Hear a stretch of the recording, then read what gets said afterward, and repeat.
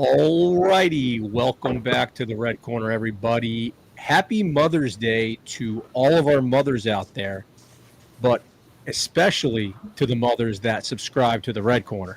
Those are the mothers that we care the most about. Not that we love all mothers, but especially Bones, your wife, Carissa. Happy Mother's Day to her, and happy Mother's Day to both of your mothers out there, Peggy and what do your kids call her? Toots, right?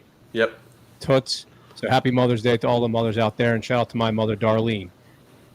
Guys, we had a monster weekend, right? So we were over at the Love City Brewing watch party. Slim, did you have a good time there? Had a great time. I want to say thank you to everybody who showed up. We had a real nice crowd. And again, I want to apologize. The Slim beers were coming left and right. I think by the end of the night, I was done dirty by all the Red Riders who were there. And for all the Red Riders, because I got messages on Saturday night. I had some Red Riders who were still trying to cash in at Love City Saturday night. Unfortunately, the event was Friday night. We will be having more. My apologies to any of the loyal Red Riders who showed up the night after. But for those who came, everyone, we had a great time and looking forward to doing it to, even more, having more. And so far, right now, I like the Czech Pilsner was my go-to last at the last one, the Czech Pilsner. The Czech Pilsner was delicious. They were flowing. They were flowing for sure.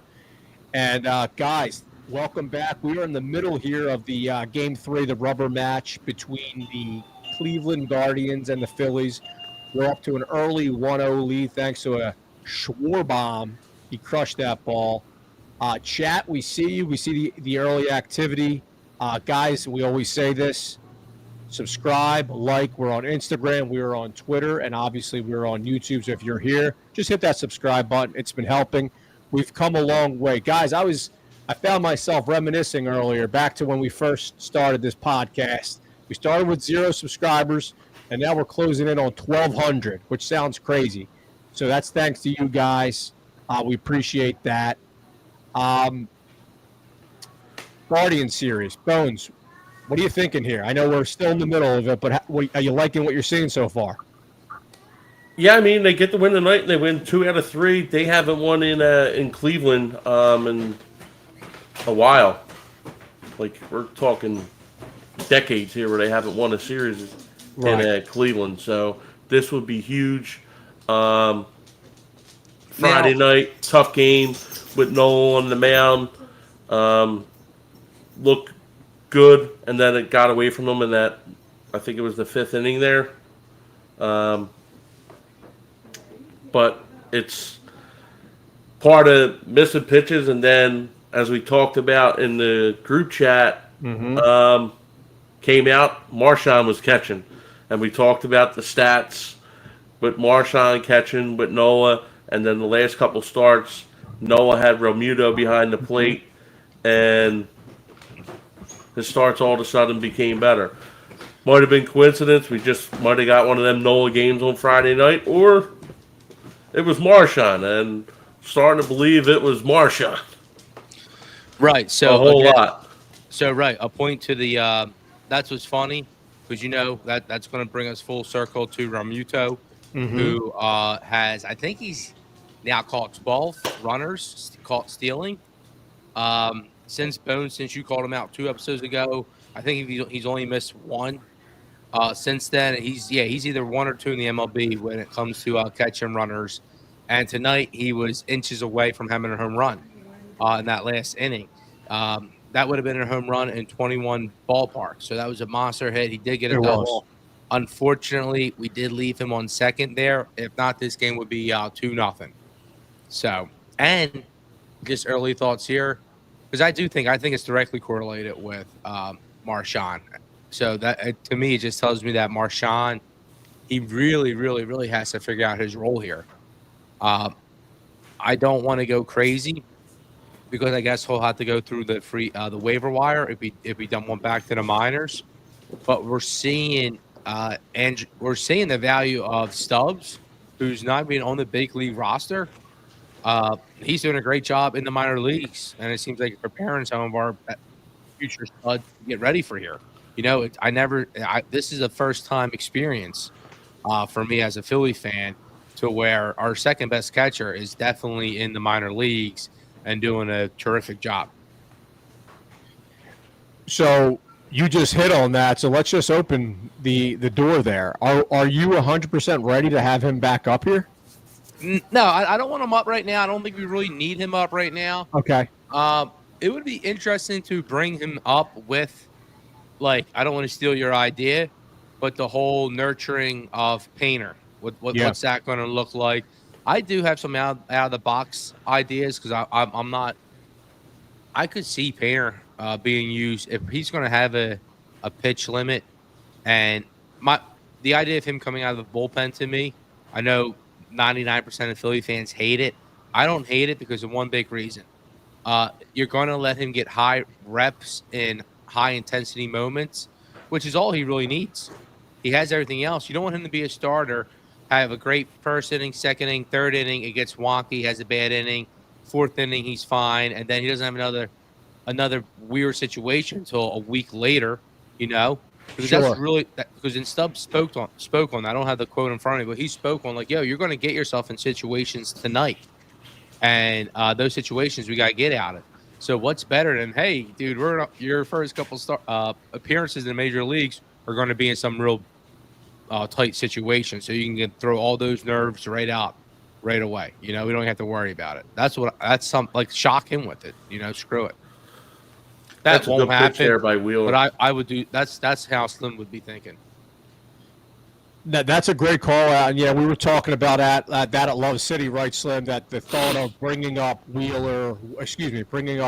Painter with Stubbs. Stubbs did a really good job calling his game debut down in Lehigh Valley last Thursday. I think he had 6 Ks. The curveball was looking like the strikeout pitch of the day. Stubbs identified that early on, and then he gave him the confidence just to throw it. So, speaking of good curveballs, Aaron Nola, he had another dud the other day. Bones, are we back on we're concerned about Nola bus, or that was a rough start? No, I'm not too concerned, and I really think it's this whole Marshawn thing with catching, because early on he wasn't like too bad, missing spots here and there, but it was like that second, third time around where I don't know if it's Marshawn not knowing what to call in them situations, like after, I don't know if they have like different scouting reports once you get like deeper into the game on the hitters, like second, third time around, what they're expecting. But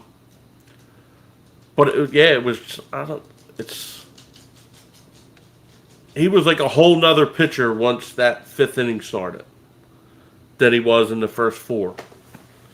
Yeah, no, the Marshawn stuff is real. It certainly is. And how's my audio coming through, boys? Fine. It still sounds a little wonky to me. It sounds like like through a stereo or something. Okay. Yeah, it didn't sound like we did. It sounds better if we just did. I don't know. Talk again. Hello, testing. Nah, Still wonky. Okay. All right. Well, how's it sound now? Better. All right. Perfect. All right. So anyway, back Much to better. business here. Thankfully, how was that? Awesome, That was a Yep. 9-minute assault on our. Yeah. No. Ear. So, like Chris was talking there, there was, when that Scheinman was batting, there was a guy in the stands. I think he had a Phillies hoodie on. He looked like the dad from Jingle All the Way. The other guy, not Arnold. The dad from Jingle All the Way. Is that Sinbad? I think No. The The deceased, isn't he? I don't know. It looked just like him. If he's dead, he has a doppelganger. R.I.P. to the actor no one knows. But to start this off, we saw Stott with another base hit. So if you're paying attention, a couple things we're tracking for the Yeah, I besides, was just going to introduce that. So go ahead, Slim. Floor is yours. We rolled out a new segment called that, a new feature of the Red Corner, where Slim's actually going to be showing some parlays and some prop bets. So Slim, kind of tell the people what to look out for tonight. Right. So besides just tracking our straight bets, and you guys know how we do that, we're already tracking the Phillies -1.5 tonight, but we're also tracking a play correlated off that -1.5, and it's going to be a parlay. You know, we lost the last watch along one for a half a unit, but this is a full unit. We got Stott to get a hit, and we got Turner to get a hit. Stott right off the bat opened the game with a hit. It would have been dope for those, and maybe we'll try this later. But it's a little tricky now. But if you could have taken Stott to lead off with a hit, Yep. that would have been dope. Devo off air told me to take Schwarber. The Schwarber number I didn't love. He seemed a little trappy, but of course he not just gets a hit, he goes yard. And that's what I was worried about. I'm worried about Schwarber going 1 for 5 or 0 for 4 with a walk or two. So I was nervous there. I stayed super duper conservative. Took the top two hitters in the lineup. With that being said, this umpire is doing no favors for our boy Turner, man. No. That his second at bat was pretty brutal there. I looked like he laid off 2 pitches. Both. What did it look like? It looked like balls to me. They looked like they just got on the plate there, but that looked tough. And it looks like Turner. He's a renaissance man. He's back. The advanced metrics are, like I said, I spoke on his range and also his accuracy to first. Again, I don't know how what that means, how it's measured, but the baseball savant a few days later has backed that up. So now that's 2 pieces of data. Even if Slim doesn't know what it all means, when he sees 2 pieces of data, he starts paying attention. So I'm paying attention there, and I'm giving kudos to our boy Trey Turner, who seems like he could be becoming some kind of Robin to Schwarber and Harper once they get their Batman and Superman capes back on. Slim, I wasn't going to do you dirty and bring up the Schwarber prop bet that I said to you, but you brought it up on there, so there you go. Chat, I see you guys. I was very debating active. Remuto too. Remuto, I would have been thankful I didn't take Remuto home run because I would have been PO'd with that last one. That was a nice whack. That was so good wood on I that. actually got a text. I was on way back from my mom's when I got the text. I don't know when it happened, but there was a ball hit the Turner. I got a text. Should be an arrow on Turner. Yeah. He was saying, the person was saying how the MLB scorekeepers are just awful, and then they were talking about JT's double, saying how it should have been scored an error. I'm not sure what happened with it. So I agree with one of 2 of those. So the Turner was a hot shot, 1 hopper at him. The announcers were saying it should have been an error on the JT double. Okay, that was a tough play. That was one of those. The center fielder made a good play at the ball. Not every center fielder was going to get to that. Yeah. So here's the thing, right? Well, the Philly Fransky and the boys were saying it should have been a homer, and it looked like it should have been a homer in 21 out of 30 parks. I was en route to the red corner. So, I'm going to mark that one up as a bomb for our boy Remuto. I don't know what haterade you guys are drinking. All right. So the other thing I wanted to bring up in general, because we were talking about the Phil's bats being alive. So the Phillies offense has scored 7 or more runs in 6 out of the last 7 games, which is obviously, that's great to see, especially since we hit that drought. So do you think we're entering hitting season officially, and you happy to see that? Yeah, full blown. I mean, we're still waiting all for the big boy, right? Big boy Bryce to come along. Yeah. Early in the year, I said I thought Schwarber was one. I thought he was head to head with Harper as being the best hitter on the team. I know we've all talked about what does the team look like if Harper is your best hitter. Right. Man, it looks like it really might be Schwarber, man. And I'm fine with that.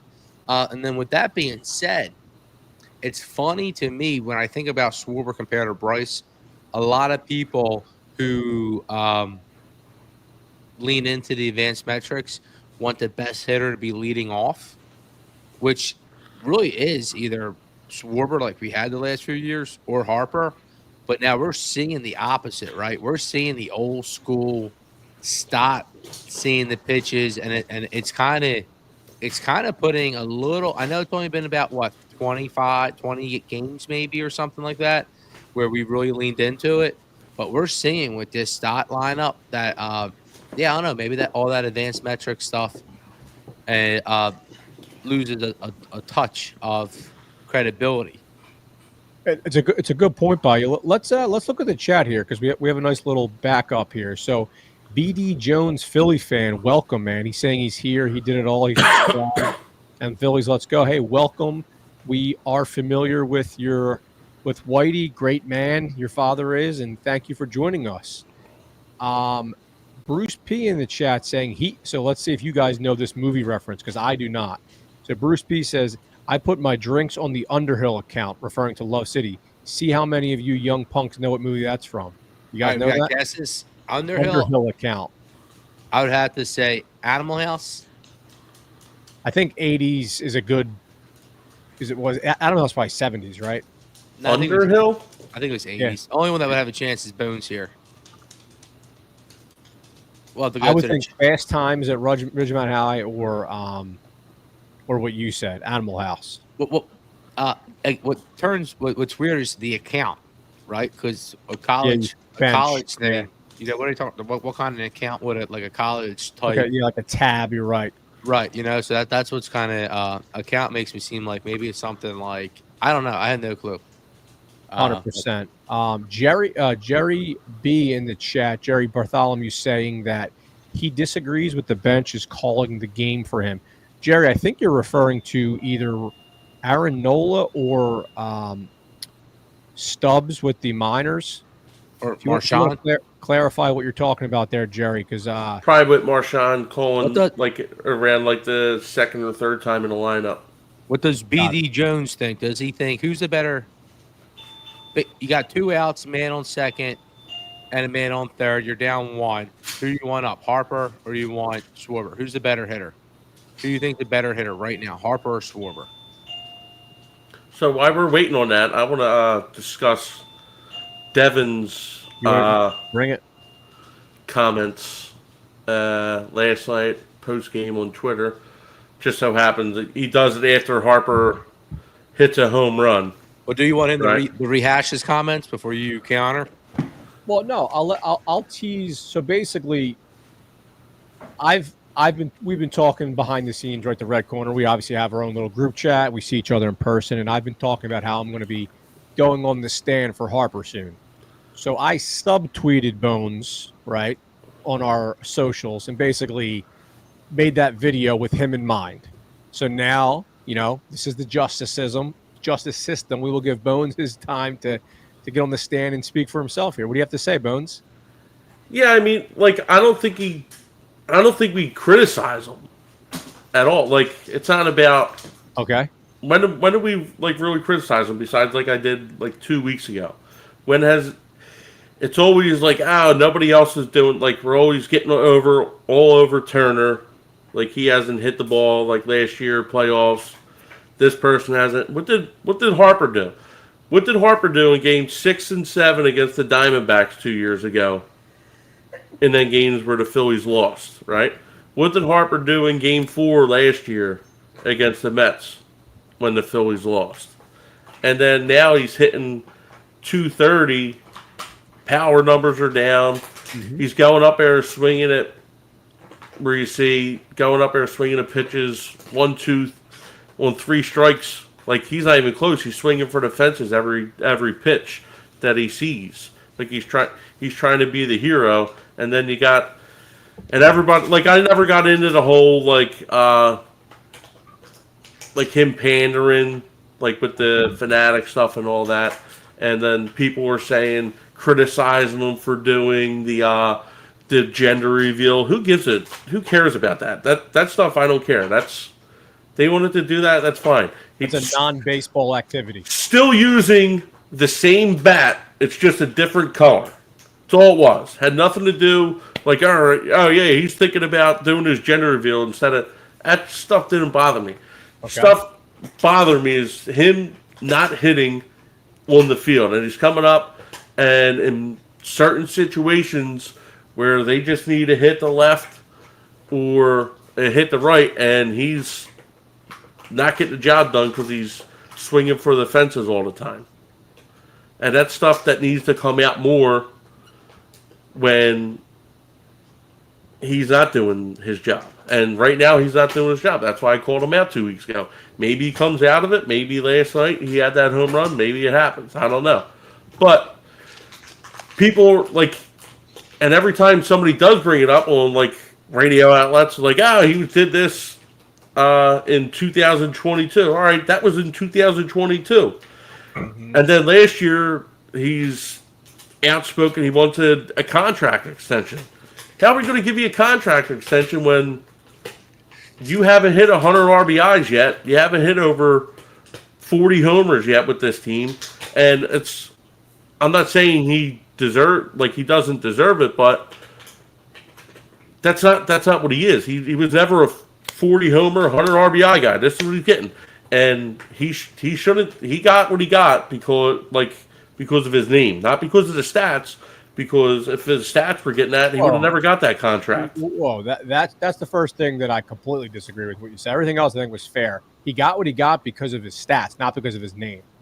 No, it's because of his name, not because of his stats. He never hit 30. He hit 40 homers once in his career. So 40 homers isn't like the threshold for a guy who's good. You don't have to hit 40 home runs. You can still be good and not hit 40 home runs. But he never had 100 RBIs either. And RBIs so home runs is a more individual stat. RBIs is a very situational stat. You know this. But and so first of all right, so you mentioned stats. I came prepared with some stats here. So number one, since Bryce Harper has switched off to first base, which you haven't even talked about at all, he converted his position mid-career from outfield to infield, which he should get some kudos to, right? So since he's converted to first base, this is where he ranks in the MLB. He's second in the MLB in slugging percentage. I know you're not a WAR guy, but I hate to break it to you. WAR is a very important stat that every executive counts. He's second in the MLB in WAR. He's third in on-base percentage. He's second in OPS. Again, this is in the MLB out of all first basemen. He is second in runs scored. He is third in home runs. There you go, home run guy. He's third in home runs. He is top 5 in batting average. So, yes, he is. His stats speak for themselves. I think the biggest Harper criticism anybody can make, and Jerry actually hit this in the chat, 2 things. Number one, the durability. The best ability is availability, and his first 3 seasons of his Phillies career, he wasn't there enough. That's behind us, so I would have brought that up. Number 2, Jerry brought up the not running out some ground balls, some infield first, running up first base. He does do that sometimes, and no one hates that more than I do. But number one, the stats speak for itself, and it's blasphemous that you're saying he doesn't have big hits. You were there standing next to me at Bedlam at the Bank, one of the biggest hits in Phillies history, literally. All right, there you go. I said Bedlam at the Bank. I got one more thing to say. So baseball is a ebbs and flows thing. I said in my thing, Michael Jack Schmidt, the greatest Philly ever, the greatest third baseman ever, stunk in the playoffs for the first however many years of his career. Sometimes you get cold in the playoffs. Bryce has a clutch gene. So first of all, he's not going to be hot every single playoff game, but no one says Harper isn't a clutch player. He's a clutch player. What are you doing for me lately? It's 2025. I don't want to hear about 2022 anymore. We were up here, right? What happened when the Phillies won the World Series? They won the World Series. They lost the World Series, lost the NLCS, lost the LDS. Yep. Didn't make the playoffs. Phillies were in the World Series. They lost. They lost the LCS. They lost the LDS. Right now, they need to pick it up or they might not make the playoffs because of that thing out west. And if he doesn't pick it up, he's got a lot of explaining to do because he's going to be part of that. And last year, he does have hits to his name. But last year in that Mets game, what was one of the biggest at-bats of the series? Yeah, I know what you're talking about. It was Game 4. He went up there and he swung at pitches that were nowhere near the plate, and he struck out on 3 of them because he just went up swinging for the fences, and he's not even close. And then all you say, Bryce Harper did his job this series because he hit 300. No, he didn't do his job. Can Slim He got it. speak? He got his hits. He got his hits that series when games were out of reach, where there was nothing going on. And I A think little single. the point you're trying to make is not the point you're trying to make. The point you're making is sometimes he tries to do too much and he swings out of his shoes when he can do it more situational. And I hear you. Exactly. He doesn't get enough criticism for it. He doesn't get enough criticism. So here's the other thing. Number one, you're saying today.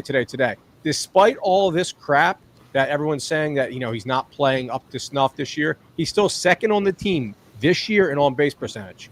This year. Think about that. So number one. Number two, out of the entire major league. So this shows how much respect this man gets. He has seen the least amount of pitches in the strike zone. The least. And you know this because we talked about this the other day. He's getting all junk, all curveballs. That's all he's seeing. He's seeing nothing in the zone. So he should have a lot more. He should be first on the team in on base percentage, right? Should be first then. He's swinging at junk. If he's swinging at junk. Yeah.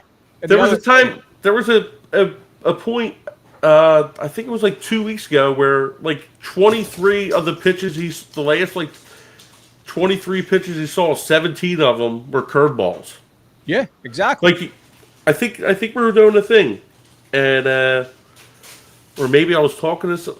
I think I was at the club and we're watching. It was against the Marlins, and he hit a home run. And I said, "Oh, it must have been a fastball. It was actually curveball," and they mentioned it on the broadcast. That finally hit a curveball. No, I mean that's been a thing this year, and yeah, there's no kind of denying the fact that he obviously hasn't been slugging at the rate that we want him to slug, and that's a factor of.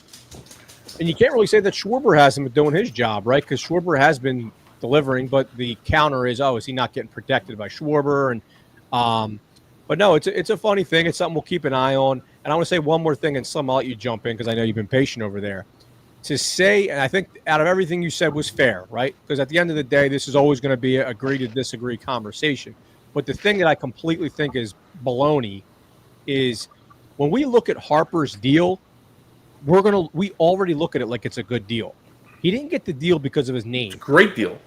It's a great deal. So what you said earlier, maybe I misunderstood what you were saying, but he was 25, 26 years old. He was a former MVP. As far as marketability goes, him and Shohei are probably the two most famous players in MLB. And back then, he was probably even hotter as far as his marketability.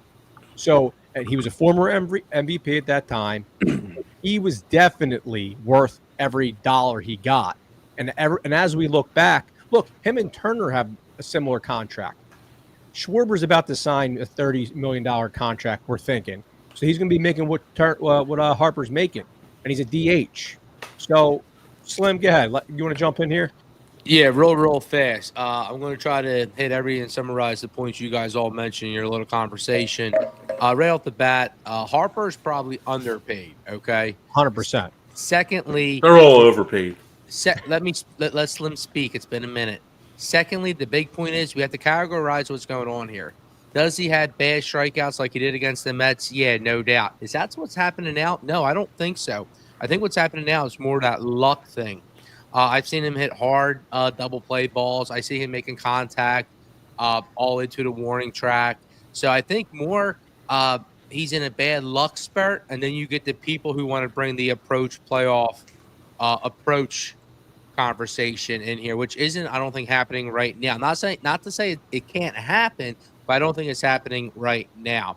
The third thing, right off the bat, you pay him because of his professionalism, right? Even if he's not doing whatever, he's like a Pete Rose in that way, to where he sets the tempo in the locker room, no doubt. Same for our boy JT Realmuto.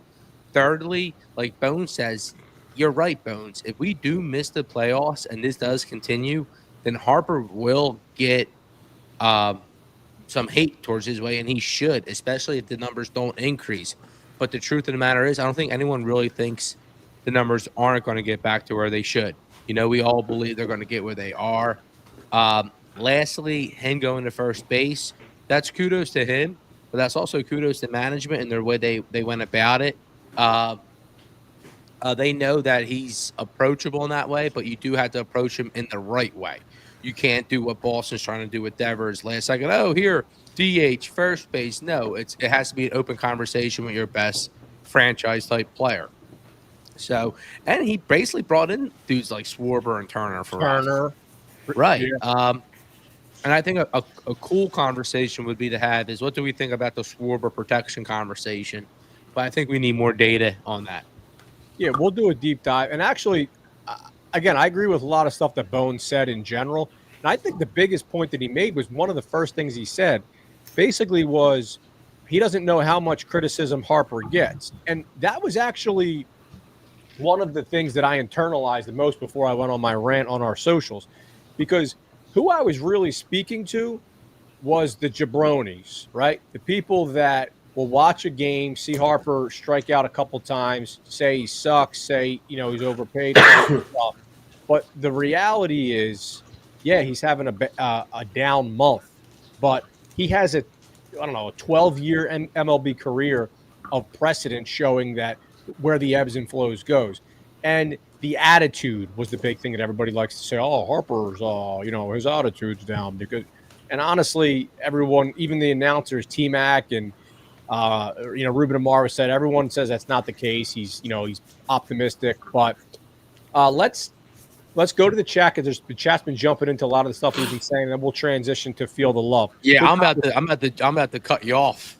Jerry, I didn't say that Thompson wouldn't get blamed. Thompson will get fired. There's no doubt. But the truth is, Jerry says no, Slim. If they don't make the playoffs, Thompson will be blamed.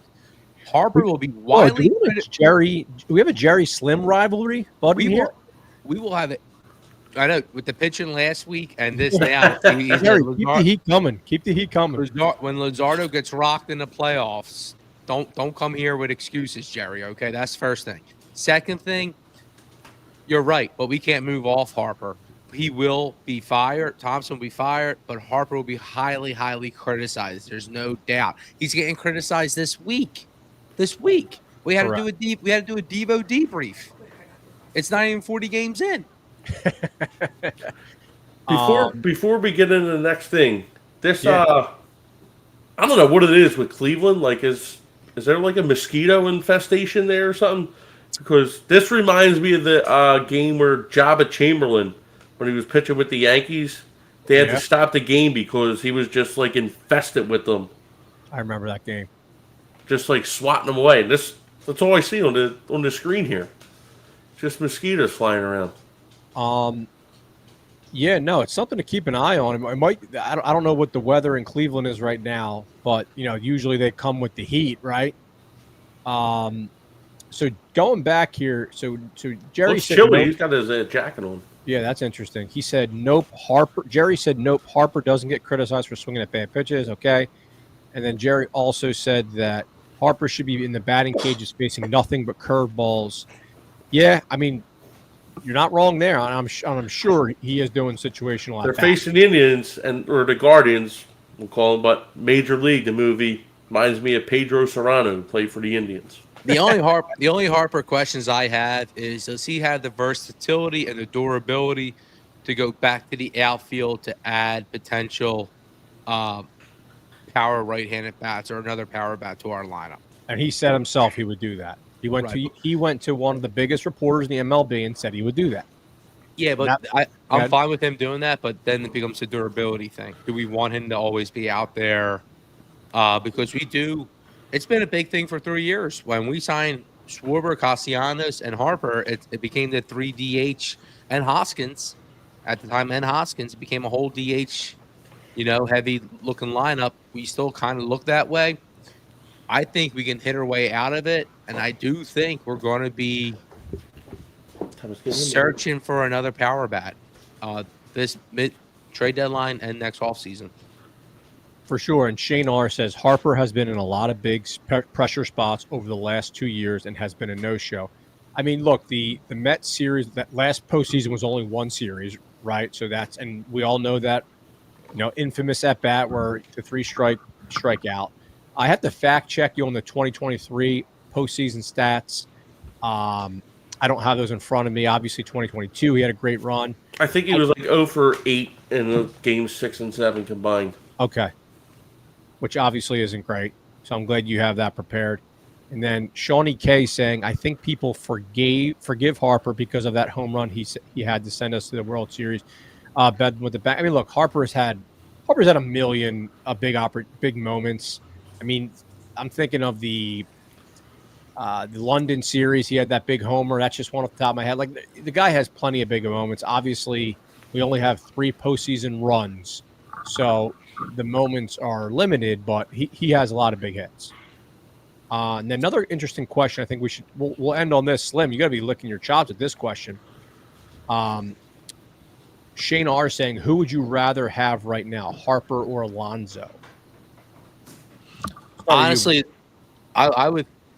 I like Alonso a lot. On the field, you would probably maybe even say Alonso at this point. But the fact is, I think Harper brings something to the locker room that Alonso can't really. I think he's a real core piece that you can build a whole team around. To where I think Lindor is that for the Mets, not Alonso. So that gives a slight nod to me for Harper, even though I think Alonso a tremendous player. I don't even think it's close. I don't even think it's close. It's Bryce Harper.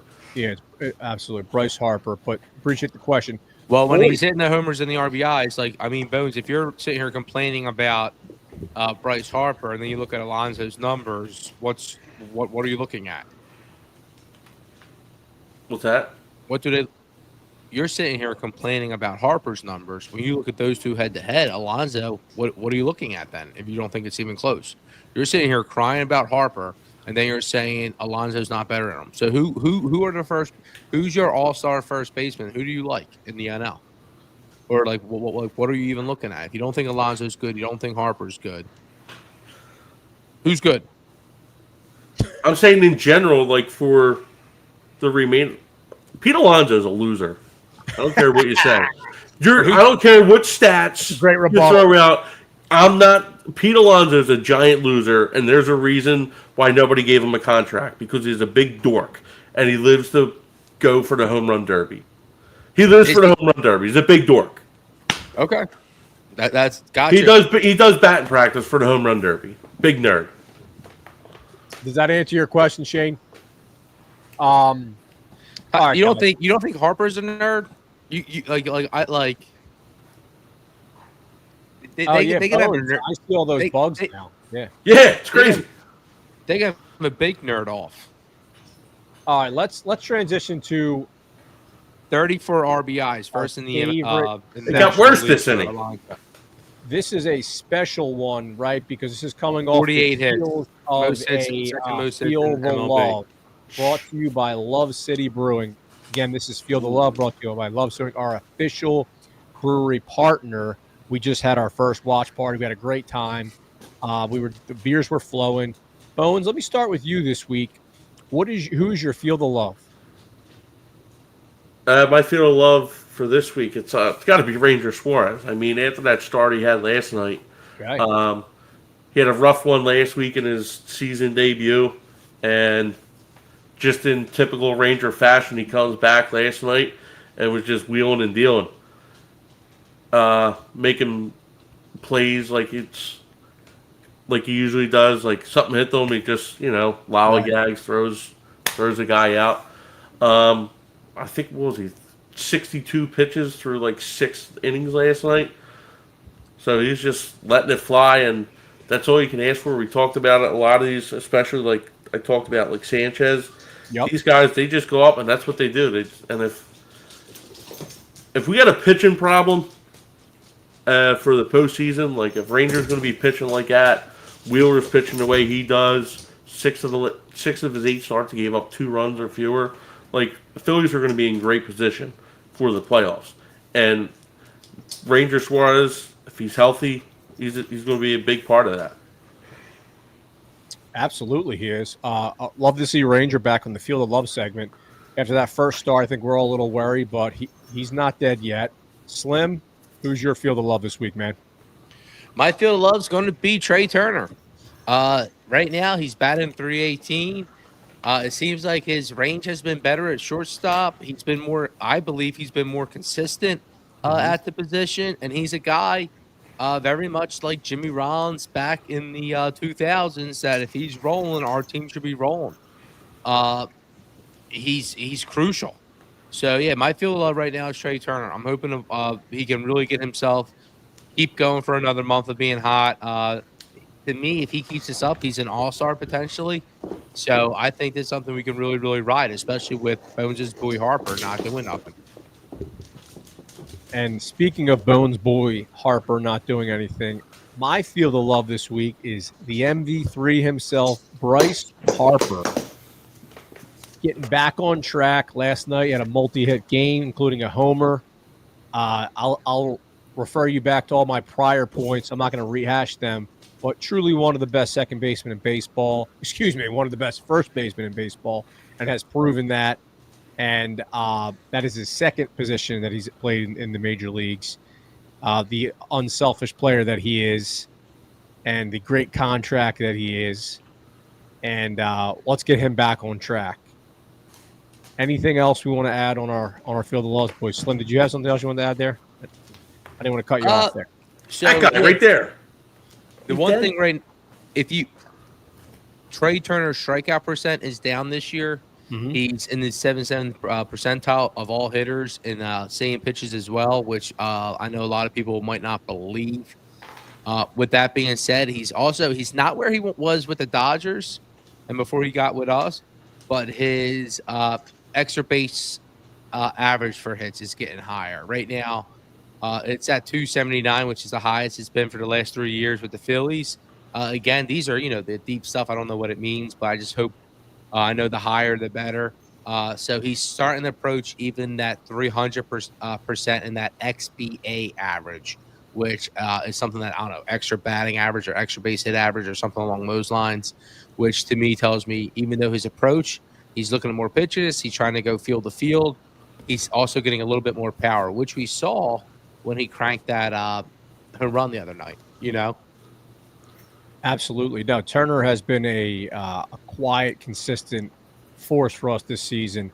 Gentlemen, let us move on to our next series coming up like we always do.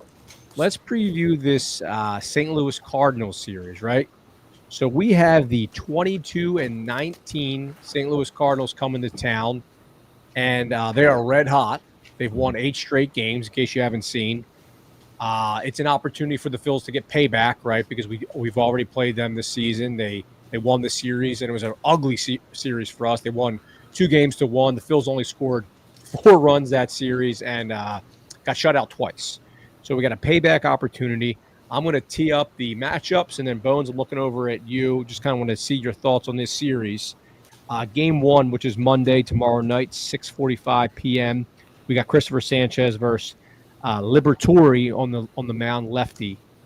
Game 2, Tuesday, 6:45. We have Luzardo versus Sonny Gray, righty on the mound.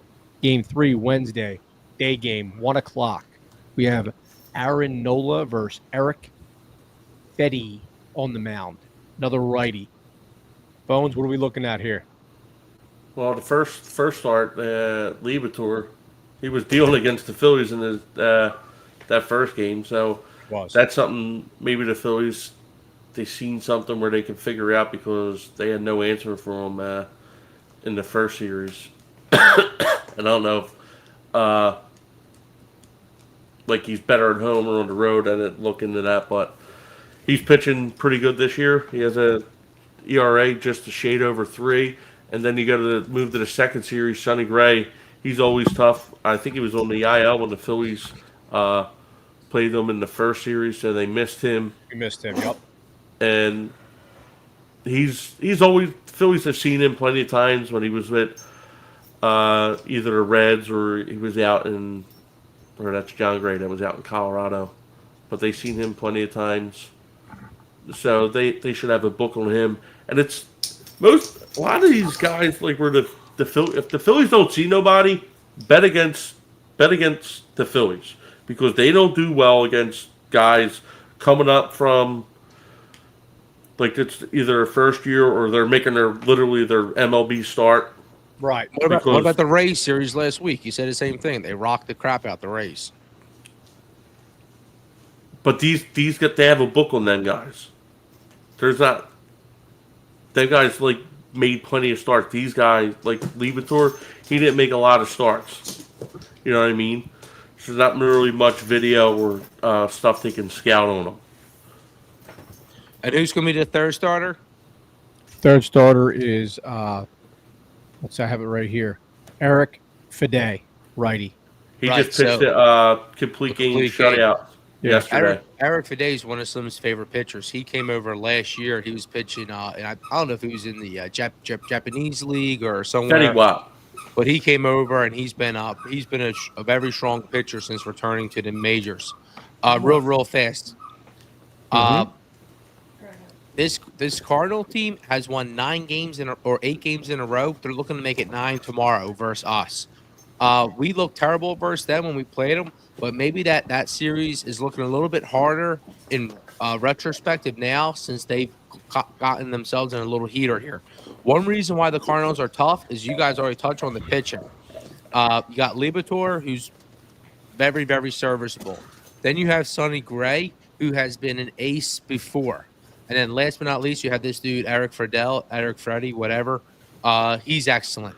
So the Phillies, it's going to be great if Stott and Turner can get on early and score. That's going to be very important. The Phillies have done a great job of not letting other teams score in the first inning. But where we're going to be making our meat again is probably going to be letting these pitchers see pitches and trying to get to this bullpen. Get these guys out. Let's get to the bullpen because the Cardinals have they got really good starters. They got the closer. I don't know how the guys in the middle are. That's who we have to attack. And the second thing that we got to watch out for is the Cardinals' bats are better now than when we were playing them. All right. So it's going to be a very tough series. I definitely, it's going to be a very tough series. Yeah, Wilson. They gotta watch out for Wilson Contreras. He's been swinging a hot bat for them. He has been Playing first base this Slim- year instead of catching. Actually, for fantasy, I got him as a catcher. Oh, And really? he's been playing first base because he changed positions. So Little loophole there. yes, sir. That's hilarious. Slim, you're 100% right. We're facing 3 sub-4 ERA pitchers. They've been dealing, and you alluded to this. I think last series the Cardinals beat us despite Mason Wynn going down. I think like early in the first game, right? So Mason Wynn is now healthy, Right. Forgot all about him. and back with them. So they beat us without their shortstop. So not great there. But no, the Phils are playing good ball too. It'd be awesome if they we win this series. It's our 5th straight series, correct? 4th. Yeah. I think. Oh, 5th. Okay. It's either 4th or 5th. I think 5th. But And the 2 other things that stand out to me is one, we obviously have this Sunday night baseball game on the road. So we're traveling and then playing again tomorrow. I know it's not the longest of rides. Yeah. Tough, man. Nice play there on Ramuto. Very He'll nice. definitely be flying. Right. It'll only probably take 2 hours or so, but still, it's a travel day. It's a later game. That's something to take. That's going to put a little bit more wear on their body. And right now, the Phillies are ginormous favorites at -190. So I don't know. That's a tell which way. I'll let you know what I'm thinking later on, though. And Phil Hartman's been dead for 27 years, so it's not the guy from Jingle All the Way. I said Okay. Phil Hartman. That's what I was referring to. Did you say Phil Yeah. Hartfield? Yeah, I said it's the guy that's dead. That's Phil Yeah, Hartman. I didn't know he was dead. Yeah, because he was Killed himself. R.I.P. no, it's not true. His It's not spouse no. killed His him. spouse killed him. Yeah. Right. That's right. But R.I.P. Phil Hartman, very talented guy. He's a friend of a different podcast. He's a dead friend of a different podcast. Yeah, so a big spot for the Phils here, big spot. And Slim, are you ready to get to lay them pick'ems out here, baby? Yeah, real quick. Let me see if I wrote down my total record. And then we got that trivia question coming after that, Bones. So guys, I want to tease this now. So stay in the chat if you're here. We have a free 6-pack of your choice of Love City beers on the line tonight. Bones has a trivia question. Bones, you want to ask the question now? And then Yeah, Let me ask a question, and then you'll do your slim pick'ems and let that marinate. Yeah, it's a standard trivia question for tonight. Last couple times we did the Who Am I? This is a standard trivia question. So in 2009, the Phillies traded for Cliff Lee and Ben Francisco with the Guardians. Well, the Indians at the time. My question to everybody here is, Carlos Carrasco was one of the players that the Phillies got. He was probably the best prospect of that crew. He's still around in Major League Baseball. Who were the other three players involved in the trade?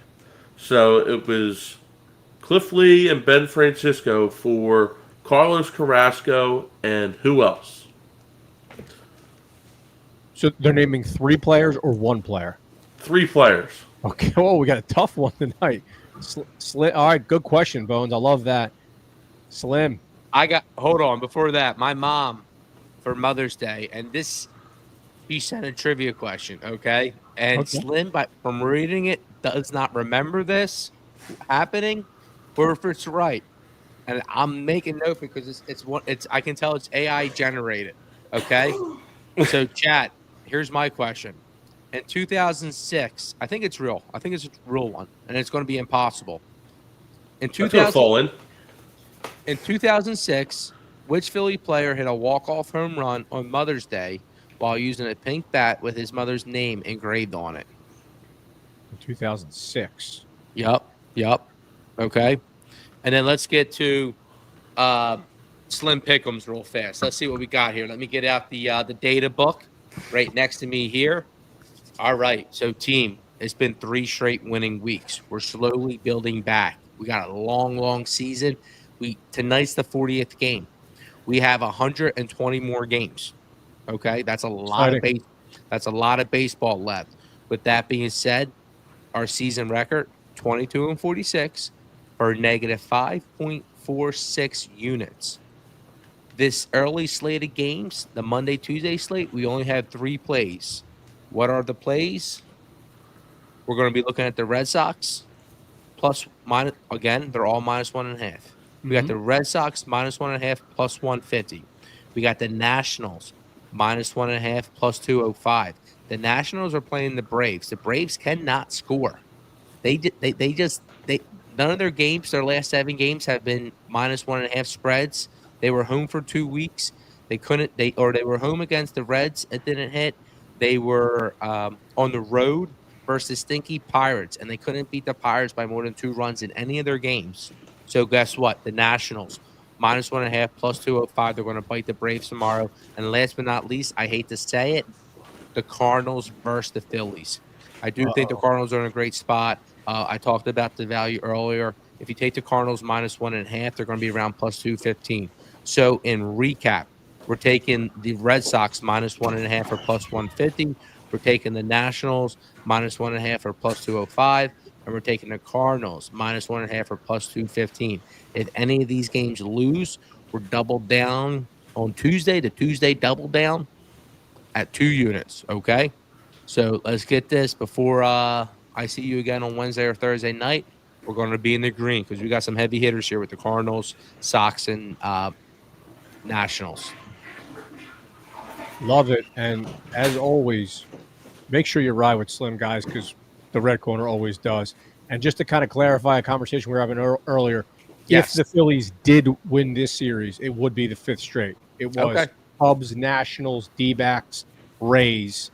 This would be the 5th. So, yeah, I mean, the Cardinals are red hot, absolutely, but 5 straight series. We got some swagger, too. So, it'll be a nice series. The Phillies have had a nice stretch of, and Slim's going to keep the parlays in a different category, okay? So right now we're at minus five units or so for the straight plays, and the parlays were 0-1, minus half a unit. We're waiting for the Trey Turner should be coming up soon again in the next half inning, and then hopefully he puts up and hits both for us. 2-0, -1.5. He's going to hit a home run for us, bring this bad boy home. Yep, top of the 7th, and the Phils are still up 1-0 here. We are in the middle of the Guardians game 3. Guys, I think it's time for, unfortunately, and we'll report back when we get together again Thursday, right? Did anybody get? Should I tell my? Yeah, we'll no. Do you want to repeat that question? Because that was a little bit of a it's a tough one. Yeah, I believe. What was the year? Let me bring it up real fast again. Oh, so your question? Do you want us to guess too? 2006. 2006. Which Philly Who hit player? a walk-off homer for the Phillies with a pink bat, and his Yep. mom had his name engraved on it. I'm going to go with Jimmy Rollins. Nope. He had his mom engraved. His mom's name. His mom didn't have. That's what I said. Own. Play the tape. You said his mom had his name engraved on it. He wasn't up there with a bat that said. Should I say his name? No one's going to get this. I promise Hold you. on. Let me see. The more you say that, the more I want to guess. If you get this, you are a 1% Philly baseball dude. And then we got to double check. It might be an AI blooper. Yeah, and you're giving away that it's probably like a reserve bench player, right? Basically. Yep. Bones, you're better at this. So who would have been I'm going to say a crazy one here. Did Todd Pratt come back with us for a second stint? Not that late. Not that late, right? No. Todd Pratt. This might be an AI blunder on my mom because I'm trying to look this player up right now. You asked the question. Don't blame mom. Yeah. Well, Mother's Day. Jerry in the chat just guessed Pratt as well. Interesting. And according to my mother and my own AI research, Bill Hall hit a walk-off home run in the bottom. Who the hell is Bill Hall? In the bottom of the 10th inning of a game against the Mets on Mother's Day in 2006. So we can check this out. His mother, Virgie, drove 10 hours to see her son play that day. And Hall used a pink bat with his mom name engraved on it. Yeah, I'll tell you what, I believe this because anytime it's Mother's Day or Father's Day, you get these extraordinary stories. And I asked my mom, I said, Mom, you got any baseball stories? She said, no. Anytime I went with my mom, we didn't enjoy the game. No one ever took me to any baseball games, which is sad. But she said, I got a baseball trivia question for you. So there's no way in hell that my mom sent me bad information today. There's no way in hell that Bill Hall played for the Phillies, because I never heard that dude in my life. Well, maybe you don't know as much as you thought, brother. Sorry, Peg. So Jerry, you I'm and I looking it up now. Thinking about it the right way because Todd Pratt did play up to the Phils with 2005. So we went that far. So Bill the Phillies did win 2-1 on Mother's Day in 2006. So that's a good. There's no story. Let me look at the box score. We need a guy named Bill Hall. Bill Hall did not play for the Phillies. Well, yeah, Bill Hall. And folks, this is why you always double check your ChatGPT questions. And I have another announcement. Because I know a lot of that people. Was an announcement? Yeah. Well, no, I have an announcement. Then. Folks. Okay. And you should listen to this one because you might want to have to say something. I had a lot of people ask me, message me, DM me in person, and with the AI theme, I can confirm. So can Devo, and there's other Red Riders out there who can confirm. But Bones is a real person. He's not an AI-generated third person that Slim and Devo use, okay? I know people are starting to think that he's not real. He is absolutely real, okay? Taking a little jab. He is not AI-generated. That's good. Maybe you can prove that wrong in our next watch party, Bones. Guys, we're going to let Bones say his trivia question one more time. And then we're going to give you a little bit of time to breathe on that. And then we're going to let Bones close the shop here with On This Day in Phillies History. Bones, floor is yours on that question. So, question again is, in 2009, the Phillies traded for Cliff Lee and Ben Francisco. One of the players part of the deal was Carlos Carrasco. Who are the other three players that were a part of the deal for the Phillies? Just make it easier. Give me one of the three players a part of the deal in which we got Cliff Lee, who ultimately led us to the World Series that year. Let's see what you guys got here, chat. Not an easy question. I have You get it confused with Roy Halladay, that's for sure. Roy Halladay was 2010. So you want me to do on this day right now? we're gonna let this one breathe a little bit. Yeah, go ahead. Okay. Hit us with on this day in Phillies history. So it's funny you brought up 2006, right?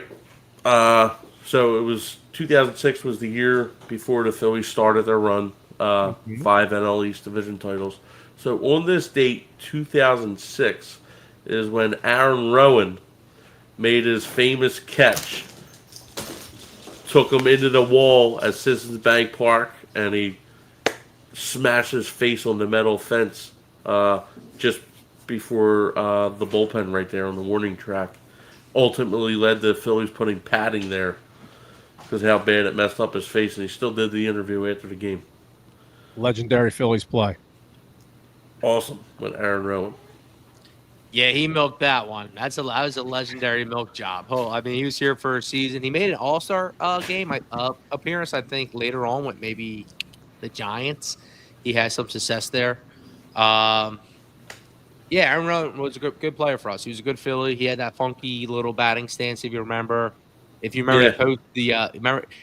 I say he milked it because he basically gave a press conference like a day or two later where they asked him the notorious Ricky Waters. Ricky Waters, if you don't remember, was asked. He said he short-armed a football, and then he said, "For who? For what?" And Aaron Rowland replied back to that, "For who? My teammates. For what? To win." So this dude, man. That's a great quote by you. Take lessons, Philadelphia athletes, all right? Because there's layups out here, all right? There's layups. And Aaron Rowland showed you how to hit the layups. Play hard, and, yeah, don't be a douche. On that note, awesome quote there, Slim. We are going to close down shop here. Another great episode. Guys, we will be back this Thursday. We will react to the Cardinals series coming up. Let's also hope that the Phils handle business tonight. And if you are here in the chat, thank you. Another great night in the chat.